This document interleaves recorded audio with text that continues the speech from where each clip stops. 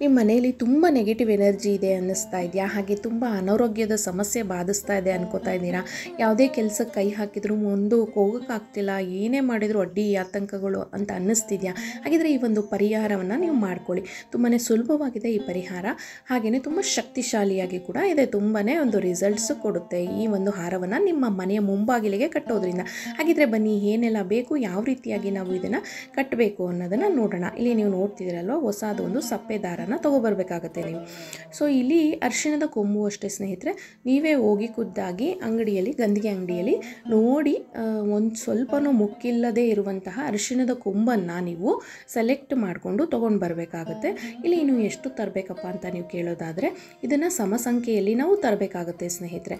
ಸಮಸಂಖ್ಯೆ ಅಂತಂದರೆ 2, 4, 8, 12, 20 ಈ ರೀತಿಯಾಗಿಯೇ ಈ ಒಂದು ಅರಿಶಿಣದ ಕೊಂಬಿದ ಹಾರವನ್ನು ಕಟ್ಟೋದು ನಾವು. ಸೊ ಯಾವುದೇ ಕಾರಣಕ್ಕೂ ಬೆಸ ಸಂಖ್ಯೆಯಲ್ಲಿ ಕಟ್ಟಬಾರ್ದು, ನೆನಪಿರಲಿ.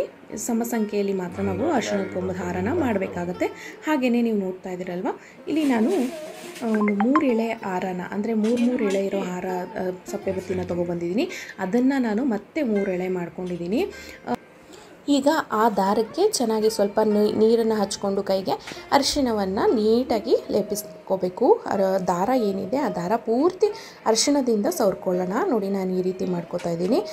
ನಾನು ಹೇಳಿರುವ ಹಾಗೆ ಅರಿಶಿಣದ ಕೊಂಬನ್ನು ನಾನು ಇಲ್ಲಿ ತೊಗೊಂಡಿರೋದು 12, ನೀವು ಬೇಕಿದ್ರೆ 2 ತೊಗೋಬೋದು, 6, 12, 18, 20 ಈ ರೀತಿ ಸಮಸಂಖ್ಯೆಯಲ್ಲಿ ತೊಗೊಳ್ಳಿ, ನಿಮ್ಮ ಶಕ್ತಿ ಅನುಸಾರ ಸ್ನೇಹಿತರೆ. ನಾನಿಲ್ಲಿ 12 ಶುದ್ಧವಾಗಿರುವಂತಹ ಮತ್ತು ಸಮ ಪ್ರಮಾಣ, ಅಂದರೆ ನೀಟಾಗಿರುವಂತಹ ಅರಿಶಿಣದ ಕೊಂಬು, ಎಲ್ಲೂ ಮುಕ್ಕಿಲ್ಲದೆ ಇರುವಂತಹ ಅರಿಶಿಣ ಕೊಂಬನ್ನು ನಾನು ಸೆಲೆಕ್ಟ್ ಮಾಡ್ಕೊಂಡಿದ್ದೀನಿ.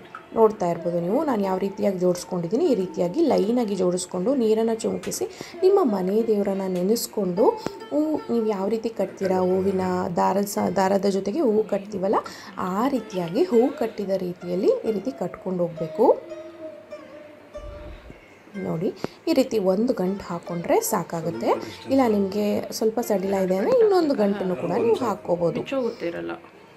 ಸೊ ನೋಡಿ, ಈ ರೀತಿ 2 ಗಂಟನ್ನು ಹಾಕ್ಕೋಬೋದು ಸ್ನೇಹಿತರೆ. ಇದೇ ರೀತಿಯಾಗಿ 12 ಅರಿಶಿಣದ ಕೊಂಬನ್ನು ಕೂಡ ನಾನಿಲ್ಲಿ ಕಟ್ಕೋತಾ ಇದ್ದೀನಿ. ಮತ್ತು ಇದನ್ನು ಕಟ್ಟುವಾಗ ನಿಮಗೆ ಏನೆಲ್ಲ ಸಮಸ್ಯೆ ಇದೆ ಅದನ್ನೆಲ್ಲ ಈ ಅರಿಶಿಣದ ಕೊಂಬಿನ ಮುಂದೆ ಹೇಳ್ತಾ, ನಿಮ್ಮ ಮನಸ್ಸಲ್ಲಿ ಹೇಳ್ಕೋತಾ ನೀವು ಈ ಹಾರವನ್ನು ತಯಾರು ಮಾಡಬೇಕಾಗತ್ತೆ. ಜೊತೆಗೆ ಇದನ್ನು ಕಟ್ಟುವುದಕ್ಕೂ ಮುಂಚೆ ನಿಮ್ಮ ಮನೆ ದೇವರನ್ನು ನೆನೆಸ್ಕೊಂಡು ನಿಮ್ಮ ಮನೆ ದೇವರಿಗೆ ನಮಸ್ಕಾರವನ್ನು ಹೇಳ್ತಾ, ಅವರಿಗೆ ಮೊದಲು ನೀವು ನಮಸ್ಕರಿಸಿ ನಂತರ ಈ ಕೊಂಬಿನ ಹಾರವನ್ನು ತಯಾರು ಮಾಡ್ಕೋಬೇಕಾಗತ್ತೆ. ಈಗ ನೋಡ್ತಾ ಇದ್ರಲ್ಲ, ಈ ರೀತಿಯಾಗಿ ನಾನು ಹಾರವನ್ನು ತಯಾರು ಮಾಡ್ಕೋತೀನಿ. ನೀವು ಕೂಡ 12 ಅಥವಾ 6, 2 ಈ ರೀತಿಯಾಗಿ ಸಮಸಂಖ್ಯೆಯಲ್ಲಿ ಈ ರೀತಿ ಅರಿಶಿಣದ ಕೊಂಬನ್ನು ಹಾರವಾಗಿ ತಯಾರು ಮಾಡ್ಕೊಳ್ಳಿ. ಈ ಹಾರವನ್ನು ನಾವು ಯಾಕಪ್ಪ ಕಟ್ಟಬೇಕು, ಕಟ್ಟೋದ್ರಿಂದ ನಮ್ಗೆ ಏನೆಲ್ಲ ಪ್ರಯೋಜನ ಇದೆ ಅಂತ ಕೇಳೋದಾದರೆ ಸ್ನೇಹಿತರೆ, ನಮ್ಮ ಮನೆಯಲ್ಲಿ ತುಂಬ ದಿನದಿಂದ ಎಲ್ಲದಕ್ಕೂ ಜಗಳ ಆಗ್ತಾ ಇದೆ, ಕಿರಿಕಿರಿ, ಸುಮ್ಮನೆ ಜಗಳ ಆಗುತ್ತೆ. ಜಗಳ ಇಲ್ಲದೆ ಆಗದೆ ಇರುವಂಥ ವಿಷಯಕ್ಕೆ, ಸಣ್ಣ ವಿಷಯಕ್ಕೂ ಮನೆಯಲ್ಲಿ ಯಾವಾಗ ಗಲಾಟೆ ನಡೀತಿದೆ ಅಂದರೆ ಆ ಮನೆಯಲ್ಲಿ ನೆಗೆಟಿವ್ ಎನರ್ಜಿ ಖಂಡಿತವಾಗ್ಲೂ ಇದೆ ಅಂತ. ಸೊ ಈ ಹಾರವನ್ನು ನೀವು ಕಟ್ಟಿ ನೋಡಿ, ಅದು ಎಲ್ಲವೂ ನಿಂತು ಹೋಗಿ ನಿಮ್ಮ ಮನೆಯಲ್ಲಿ ಯಾವಾಗೂ ಒಂದು ಪ್ರಶಾಂತ ರೀತಿ ವಾತಾವರಣ ಸೃಷ್ಟಿಯಾಗುತ್ತೆ. ಅದಲ್ಲದೆ ಮತ್ತು ನಮ್ಮ ಮನೆಗೆ ಅಭಿವೃದ್ಧಿ ಕೂಡ ಈ ಒಂದು ಅರಿಶಿಣ ಕೊಂಬುದಿಂದ ಆಗುತ್ತೆ. ನಾವು ಪ್ರತಿದಿನ ಓಡಾಡ್ತೀವಲ್ಲ, ಮೇನ್ ಡೋರ್ ಅಲ್ಲಿ ಕಟ್ಟೋದ್ರಿಂದ ಈ ಒಂದು ರಕ್ಷಣೆ ನಾವು ಹೊರಗಡೆ ಹೋಗುವಾಗ ನಮ್ಮ ತಲೆ ಮೇಲೆ ಆಶೀರ್ವಾದ ರೀತಿಯಲ್ಲಿ ಕೆಲಸ ಮಾಡುತ್ತೆ ಸ್ನೇಹಿತರೆ. ಅದಷ್ಟೇ ಅಲ್ಲದೆ ಅನಾರೋಗ್ಯದ ಸಮಸ್ಯೆಯನ್ನು ದೂರ ಮಾಡುವ ಶಕ್ತಿ ಕೂಡ ಈ ಒಂದು ಹಾರಕ್ಕಿದೆ. ತುಂಬ ದಿನಗಳಿಂದ ಬಾಧಿಸ್ತಿರುವ ಒಂದು ಅನಾರೋಗ್ಯ ಎಲ್ಲವೂ ಗುಣವಾಗೋದ್ರಲ್ಲಿ ಸಂಶಯವೇ ಇಲ್ಲ ಸ್ನೇಹಿತರೆ. ಚಮತ್ಕಾರಿ ರೀತಿಯಲ್ಲಿ ಈ ಒಂದು ಹಾರ ಕೆಲಸ ಮಾಡುತ್ತೆ. ಹಾಗೆ ನೆಗೆಟಿವ್ ಎನರ್ಜಿ ಅಂತ ಏನು ಹೇಳ್ತೀವಿ ಅದು ಯಾವುದೇ ಕಾರಣಕ್ಕೂ ನಮ್ಮ ಮನೆ ಒಳಗಡೆ ಎಂಟ್ರಿ ಆಗೋಕ್ಕೆ ಇದು ಬಿಡಲ್ಲ. ತುಂಬ ಪಾಸಿಟಿವಿಟಿ ನಮ್ಮ ಮನೆ ಮೇನ್ ಡೋರಿಂದನೇ ನಮಗೆ ಸಿಗುತ್ತೆ. ಮತ್ತು ಇದನ್ನು ಯಾವಾಗ ಕಟ್ಟಬೇಕು, ಯಾವ ವಾರದಲ್ಲಿ ಕಟ್ಟಬೇಕು ಅಂತ ಕೇಳೋದಾದರೆ, ನಾನು ಇದನ್ನು ಮಾಡಿದ್ದು ಯುಗಾದಿ ಹಬ್ಬದ ದಿನ ಮಾಡಿದ್ದೀನಿ. ಸೊ ಇದನ್ನು ನೀವು ಶುಕ್ರವಾರ ಕಟ್ಬೋದು, ಮಂಗಳವಾರ ಹಾಗೆ ಗುರುವಾರ, 3 ವಾರಗಳಲ್ಲಿ ಯಾವತ್ತಾದರೂ ಸರಿ ಲಕ್ಷ್ಮೀ ಪೂಜೆಯನ್ನು ಮಾಡಿ ನಂತರ ನೀವು ಈ ಹಾರವನ್ನು ಕಟ್ಟಬೇಕಾಗತ್ತೆ ಸ್ನೇಹಿತರೆ. ಇನ್ನು ಇದು ಯಾವ ಟೈಮಲ್ಲಿ ಕಟ್ಟಿದ್ರೆ ಒಳ್ಳೆಯದು ಅಂತಂದರೆ ಬ್ರಾಹ್ಮಿ ಮುಹೂರ್ತದಲ್ಲಿ ಕಟ್ಟಿದ್ರೆ ತುಂಬಾ ಒಳ್ಳೆಯದು. ಅದು ಶುಕ್ರವಾರ ಬ್ರಾಹ್ಮಿ ಮುಹೂರ್ತದಲ್ಲಿ ಕಟ್ಟಿದ್ರೆ ಒಂದು ಒಳ್ಳೆಯದಾಗುತ್ತೆ. ಇಲ್ಲ ಅಂತಂದರೆ ನೀವು ಸಾಯಂಕಾಲ ಗೋಧೂಳಿ ಸಮಯದಲ್ಲಿ ಕೂಡ ಇದನ್ನು ಪೂಜೆ ಮಾಡಿ, ಅಂದರೆ ಹೊಸ್ತಿಲ್ ಪೂಜೆ ಮಾಡಿ ನಂತರ ಇದನ್ನು ಕಟ್ಬೋದು ಒಂದು 6 ಗಂಟೆ ಸಮಯದಲ್ಲಿ ಸ್ನೇಹಿತರೆ. ಈ ರೀತಿಯಾಗಿ ಅರಿಶಿಣ ಕುಂಕುಮವನ್ನು ಹಾರಕ್ಕೆ ಹಚ್ಕೋಬೇಕಾಗುತ್ತೆ. ಹಾರ ನಿಮ್ಮದು ಸಂಪೂರ್ಣವಾಗಿ ರೆಡಿ ಆದ ನಂತರ ಅರಿಶಿಣ ಕುಂಕುಮ ಹಚ್ಚಿ ಮತ್ತು ಅದಕ್ಕೆ ಹೂವನ್ನು ಇಟ್ಟು ಮನೆಯಲ್ಲಿ ದೀಪ ಹಚ್ಚಿ ನಂತರ ನೀವು ಅಗರಬತ್ತಿಯಿಂದ ಒಂದು ಹೊಗೆಯನ್ನು ಕೊಟ್ಟು ನಂತರ ನೀವು ಬಾಗಿಲಿಗೆ ಕಟ್ಟಬೇಕಾಗುತ್ತೆ ಸ್ನೇಹಿತರೆ. ನೋಡ್ತಾ ಹೋಗಿ ನಾನು ತೋರಿಸ್ತೀನಿ ನಾನು ಯಾವ ರೀತಿಯಾಗಿ ಮಾಡಿದ್ದೀನಿ ಅಂತ. ಈ ರೀತಿಯಾಗಿ ನೋಡಿ, ಈ ರೀತಿಯಾಗಿ ಹೊಗೆಯನ್ನು ಕೊಟ್ಟು ನಂತರ ಬನ್ನಿ ಬಾಗಿಲಿಗೆ ಕಟ್ಟೋಣ ಇದನ್ನು. ಸೊ ಕಟ್ಟೋಕ್ಕೂ ಮುಂಚೆ ದೇವ್ರ ಹತ್ರ, ಮನೆ ದೇವ್ರ ಹತ್ರ ಬೇಡಿಕೊಂಡು ನಿಮ್ಮ ಮನಸ್ಸಲ್ಲಿ ಏನೇನೆಲ್ಲ ಇದೆ ಅದನ್ನೆಲ್ಲ ದೇವ್ರ ಹತ್ರ ಹೇಳಿ ನಂತರ ಇದನ್ನು ತಂದು ನಿಮ್ಮ ಮನೆ ಬಾಗಿಲಿಗೆ, ಇದು ನಮ್ಮ ಮನೆಯ ಶ್ರೀರಕ್ಷೆ, ನಮ್ಮ ಮನೆಯನ್ನು ಮತ್ತು ನಮ್ಮನ್ನು ಕಾಯುವಂತಹ ಒಂದು ರಕ್ಷಣೆ, ಇದು ರಕ್ಷಣಾ ಕವಚವನ್ನು ನಮ್ಮ ಮನೆ ಮುಂಬಾಗಿಲಿಗೆ ಕಟ್ತಾ ಇದ್ದೀವಿ.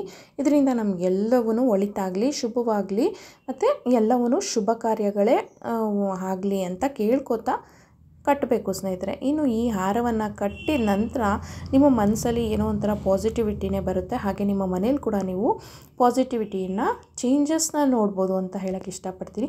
ಖಂಡಿತವಾಗ್ಲೂ ಈ ಒಂದು ಸಣ್ಣ ಉಪಾಯವನ್ನು ನೀವು ಕೂಡ ಮಾಡ್ಕೊಳ್ಳಿ ನಿಮ್ಮ ಮನೆಯ ಕ್ಷೇಮಕ್ಕಾಗಿ, ಒಳಿತಿಗಾಗಿ ಹಾಗೂ ನಿಮ್ಮ ಮನೆಯ ಸುಖ ಶಾಂತಿ ನೆಮ್ಮದಿಗಾಗಿ ಅಂತ ಹೇಳ್ತಾ ಸ್ನೇಹಿತರೆ, ಹೋಪ್ ಈ ವಿಡಿಯೋ ನಿಮಗೆ ಇನ್ಫಾರ್ಮೇಟಿವ್ ಅಂತ ಅನಿಸಿದೆ ಹಾಗೂ ವಿಚಾರ ತಿಳಿದಿದೆ ಅಂತ ತಿಳ್ಕೊತಾ, ಇಷ್ಟ ಆದಲ್ಲಿ ಮರಿದಲೇ ಒಂದು ಲೈಕ್ನ ಕೊಡಿ, ಹಾಗೆ ಸಬ್ಸ್ಕ್ರೈಬ್ ಮಾಡಿಕೊಂಡು ಸಪೋರ್ಟ್ ಮಾಡಿ ನನ್ನ ಚಾನಲ್ಗೆ ಅಂತ ಹೇಳ್ತಾ ಸ್ನೇಹಿತರೆ. ಮತ್ತು ವಿಡಿಯೋವನ್ನು ಕೊನೆಯವರೆಗೂ ನೋಡಿ ಅರ್ಥ ಮಾಡಿಕೊಂಡು ನಂತರ ಈ ಪ್ರೊಸೀಜರ್ನ ಕಂಪ್ಲೀಟಾಗಿ ಫಾಲೋ ಮಾಡಿ. ಹಾಗೆಯೇ ಇದನ್ನು ಬಾಗಿಲಲ್ಲಿ ಹಾಗೆ ಬಿಟ್ಬಿಡೋದಾ ಅಂತ ಕೇಳಿದ್ರೆ ಇಲ್ಲ ಸ್ನೇಹಿತರೆ, ಇದನ್ನು ನೀವು ಯಾವುದಾದ್ರೂ ಹಬ್ಬಗಳಿಗೆ ಒಂದು ಸತಿ ಚೇಂಜ್ ಮಾಡ್ಕೋಬೋದು. ಏನು ಪ್ರೊಸೀಜರಲ್ಲಿ ಕಟ್ಟಿದ್ರೆ ಅದೇ ಪ್ರೊಸೀಜರಲ್ಲಿ ಇನ್ನೊಂದು ಸತಿನೂ ನೀವು ಕಟ್ಬೋದು. ಇದು 6 ತಿಂಗಳವರೆಗೂ ಹೀಗೆ ಬಿಟ್ರೂ ಏನೂ ತೊಂದರೆ ಇಲ್ಲ. ನಿಮ್ಗೆ ಯಾವಾಗಾದ್ರೂ ಚೇಂಜ್ ಮಾಡಬೇಕು ಅನ್ನಿಸ್ದಾಗ ನೀವು ಚೇಂಜ್ ಮಾಡ್ಬೋದು. 6 ತಿಂಗಳ ಸಮಯದವರೆಗೂ ಇದನ್ನು ಹಾಗೆ ನಮ್ಮ ಬಾಗಿಲಲ್ಲಿ ಬಿಡ್ಬೋದು ಸ್ನೇಹಿತರೆ. ಇದಿಷ್ಟು ಹೇಳ್ತಾ ಸ್ನೇಹಿತರೆ, ಈ ಒಂದು ಸಣ್ಣ ಉಪಾಯ ನಿಮ್ಮ ಜೀವನಕ್ಕೆ ಒಂದು ಒಳ್ಳೆಯ ಒಂದು ಸಹಾಯ ಆಗುತ್ತೆ ಮತ್ತು ಒಂದು ಅಭಿವೃದ್ಧಿಗೆ ಕಾರಣ ಆಗುತ್ತೆ ಅಂತ ತಿಳಿಸ್ಕೊಡ್ತಾ ಈ ವಿಡಿಯೋನ ಇಲ್ಲಿಗೆ ಮುಗಿಸ್ತಾ ಇದ್ದೀನಿ. ಮತ್ತೊಂದು ವಿಡಿಯೋಂದಿಗೆ ಸಿಗೋಣ. ಅಂಟಿಲ್ ದೆನ್ ಟೇಕ್ ಕೇರ್ ಸ್ನೇಹಿತರೆ. Have a good day. Bye.